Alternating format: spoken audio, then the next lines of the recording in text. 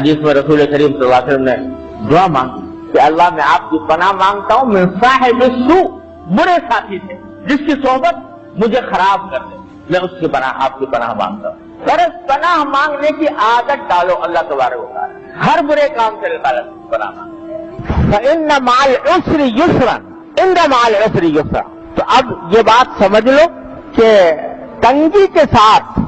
मुश्किल के साथ आसानी भी होती है। ये बात 2 मरतबा इरशाद फरमाई अल्लाह ताला ने, तो इन्न माल उसरी युसरा, कि हर मुश्किल के साथ एक आसानी होती है, हर मुश्किल के साथ एक आसानी होती है। ये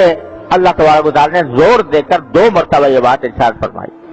इसमें देखने की बात यह है कि लफ्ज ये इस्तेमाल फरमाया कि मुश्किल के साथ आसानी। साथ के माना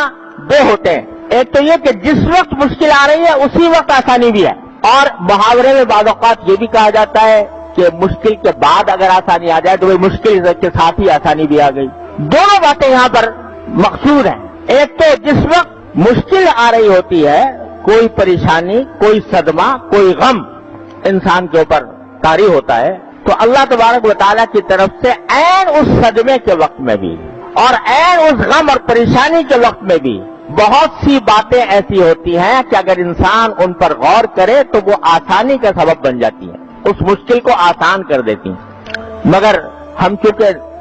बेसब्रे वाक़े हुए हैं, इस वास्ते अगर जरा भी कोई तकलीफ आ जाती है तो इंसान उस तकलीफ को ले बैठता है और उस तकलीफ के साथ ही अल्लाह तबारक व तआला की जो बेशुमार नेमतें हैं उनको भूल जाता है। तो उसका नतीजा यह है कि उस छोटी सी तकलीफ के ऊपर आदमी शिकवा करने लगता है, उस छोटी सी तकलीफ को ले बैठता है, उसको अपने लिए परेशानी का सबब बना देता है, नेमतों को भूल जाता है। मिसाल इसकी यह है, एक अदना सी मिसाल, कि मसलन बीमारी आई, कोई बीमारी, और उस बीमारी के अंदर तकलीफ है, कोई दर्द है, कोई परेशानी है,